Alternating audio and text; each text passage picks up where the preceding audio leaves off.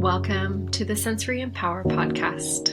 I'm Bethany, your host. I'm a holistic occupational therapist with over a decade of experience in supporting individuals helping to transform their world through sensory empowerment.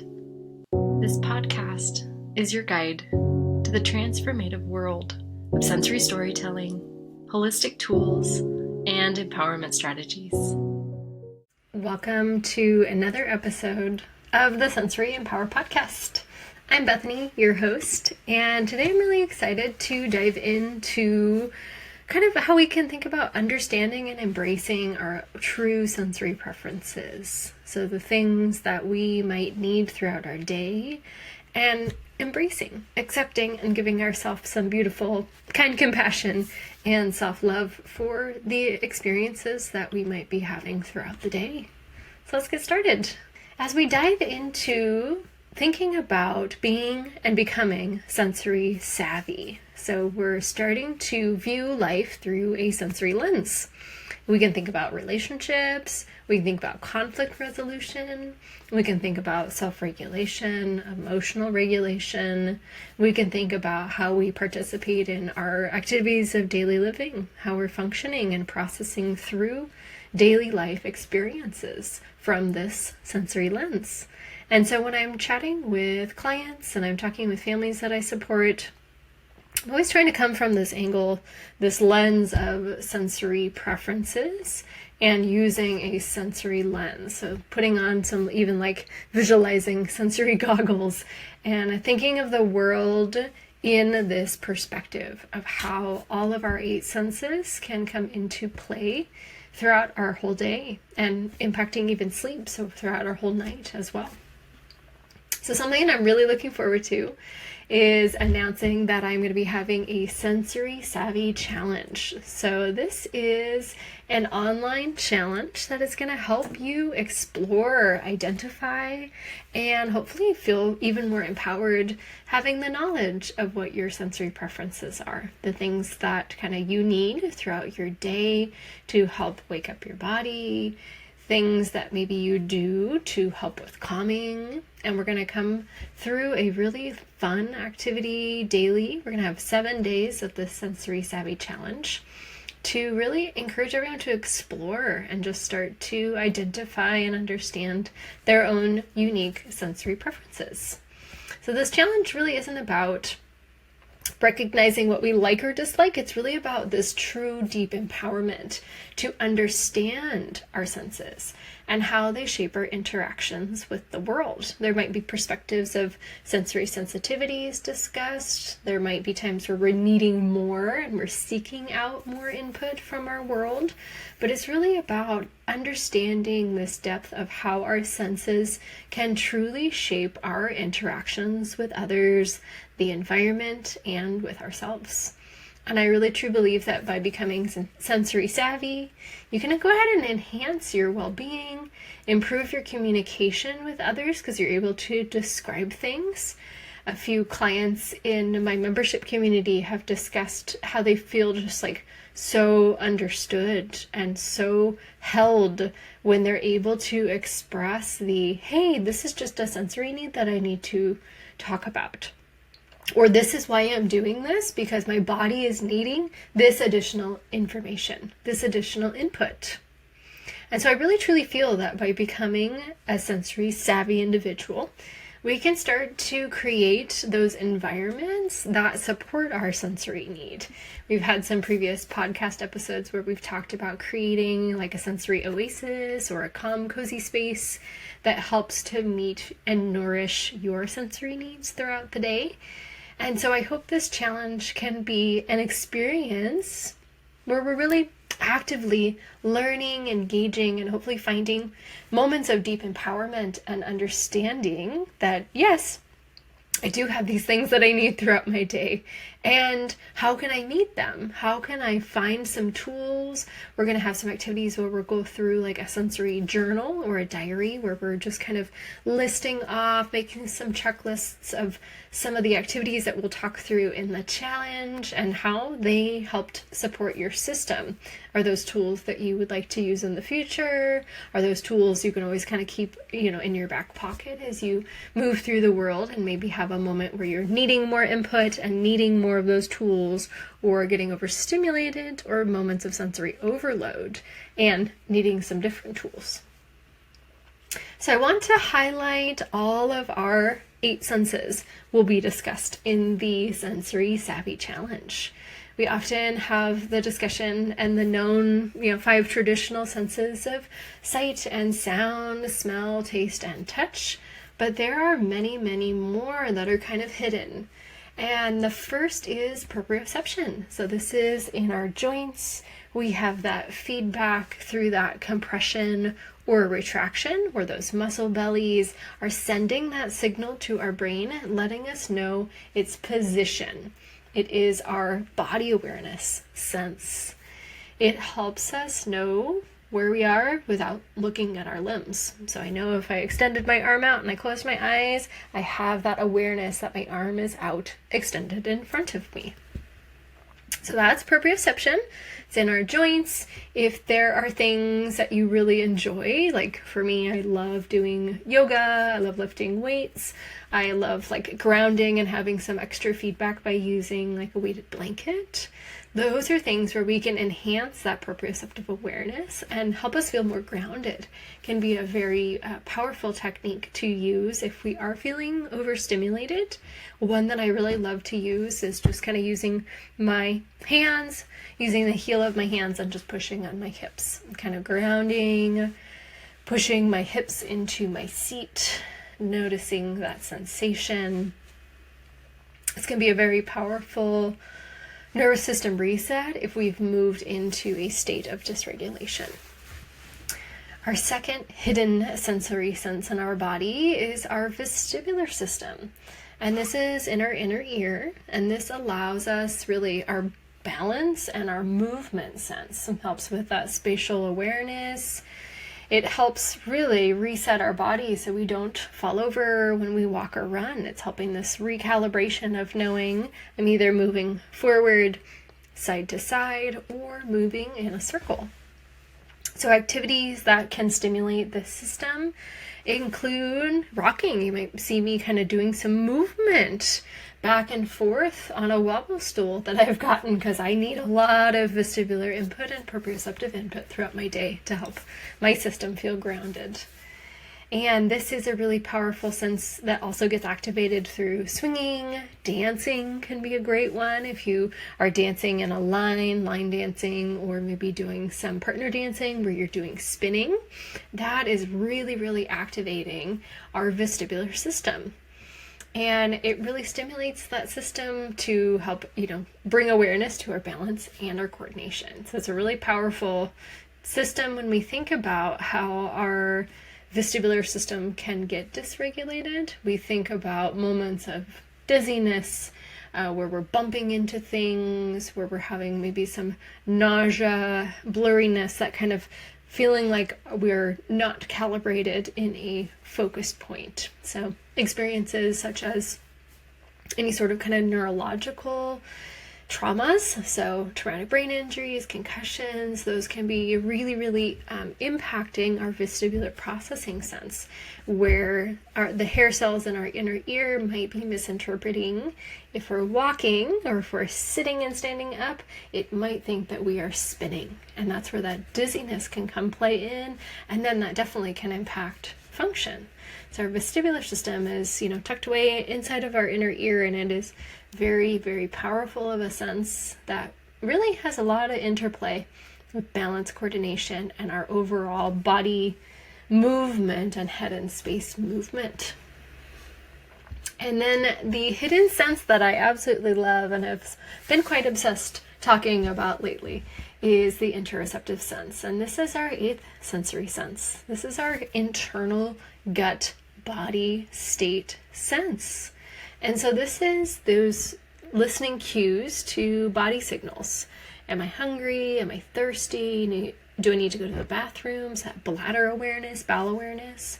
As well as a need for rest. Am I getting sleepy? Do I need to have a moment where I'm taking a break? Am I starting to get dysregulated? Did I have temperature change? And that whole interpretation of receiving those cues from our body so we know what action step that we need to take is very, very crucial. And there's some powerful tools that can help us increase those body cues and those connections from our gut to our brain.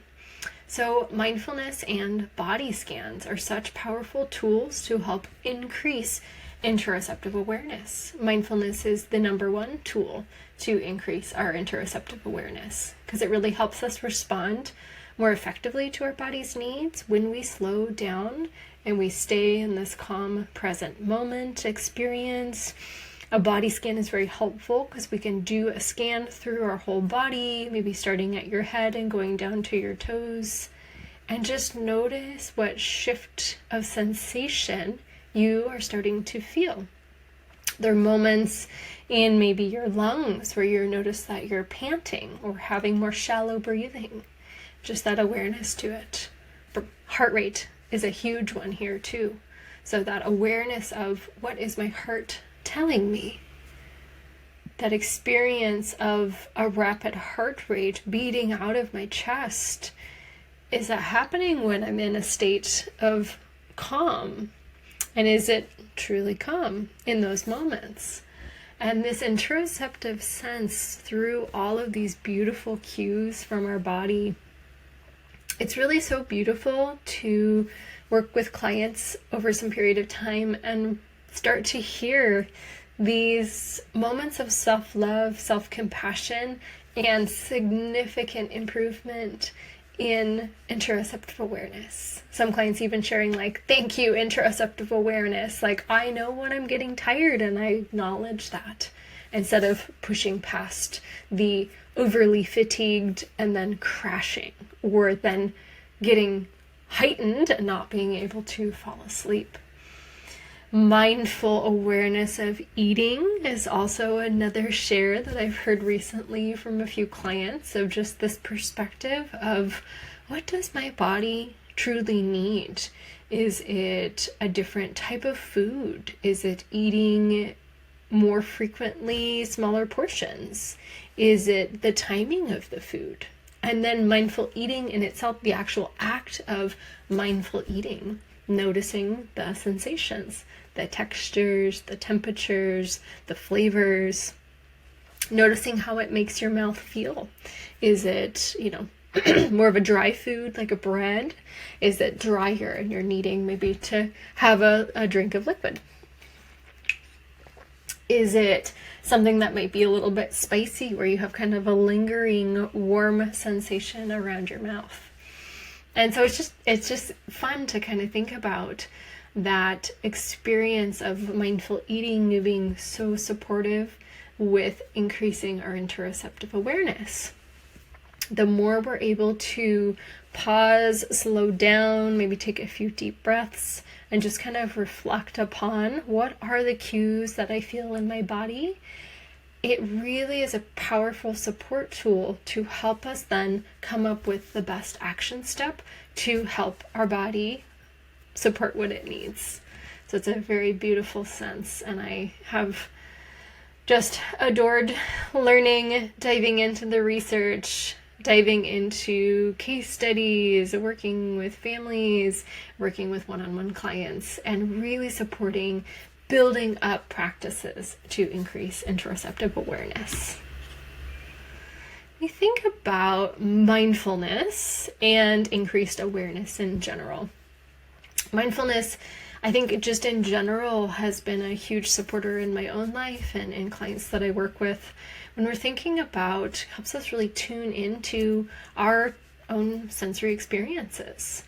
And really by paying attention to our body cues, internal or external, if our body is giving us a cue of I need some more movement or I need something heavy, I need to push, the sensory input, we can really start to better understand our needs and help with regulating our own emotions. So for example, it might be that you're noticing your heart rate is increasing.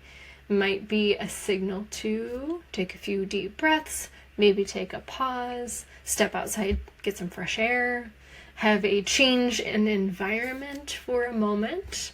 But that initial cue of especially at seated, if you're seated and you're at a state of rest and your heart is racing, that is a very powerful signal to your brain, letting you know, something has shifted.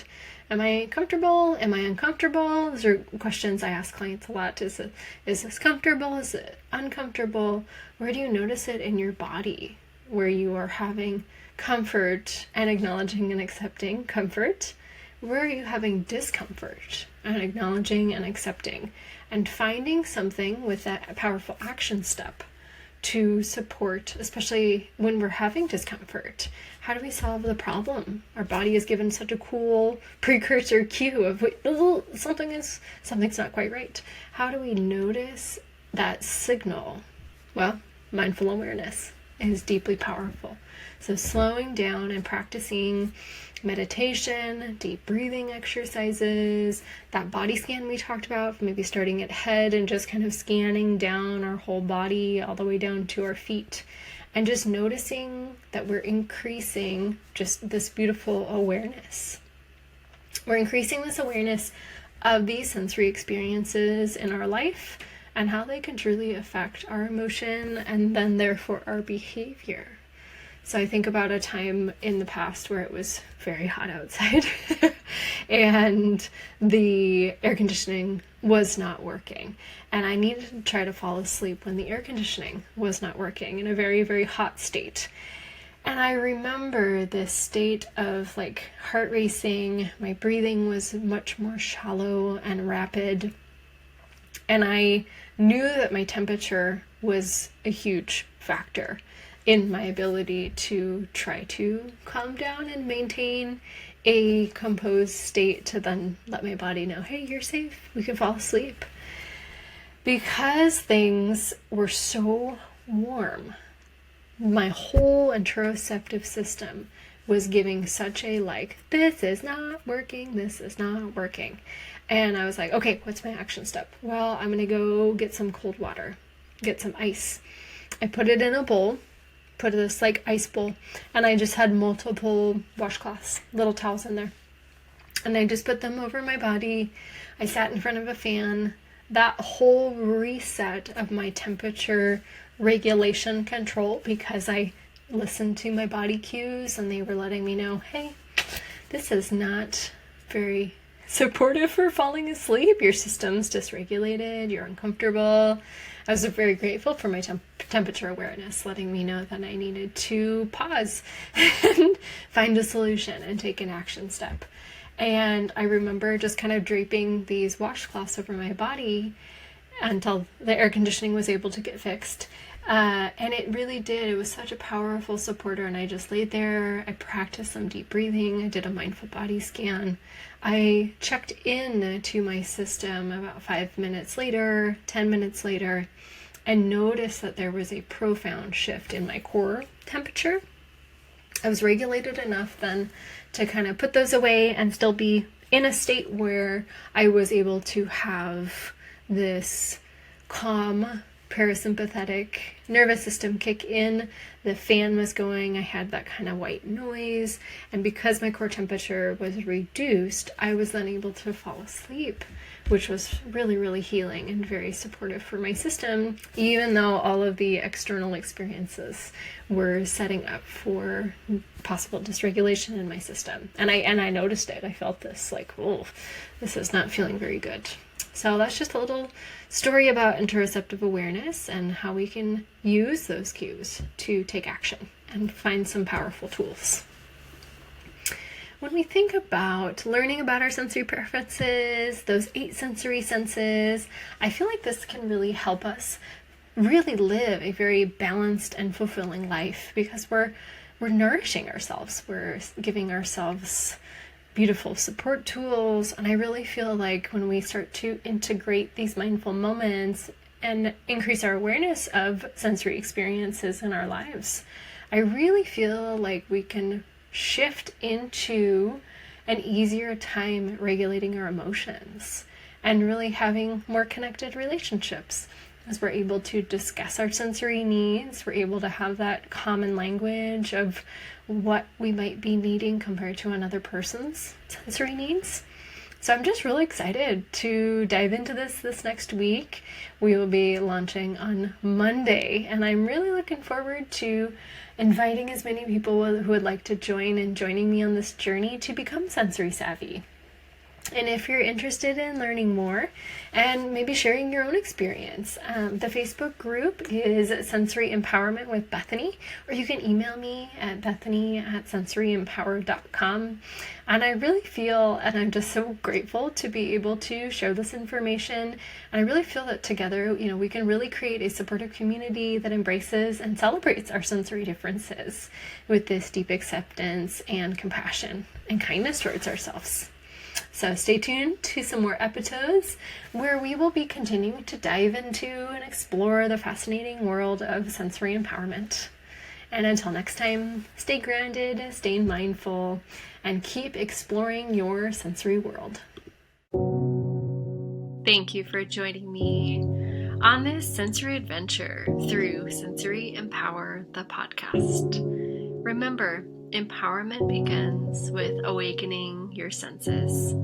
Subscribe now and embark on a journey of self-discovery and transformation. Until next time, may your senses guide you towards a life filled with peace, joy, and empowerment. Because true empowerment begins with embracing your senses.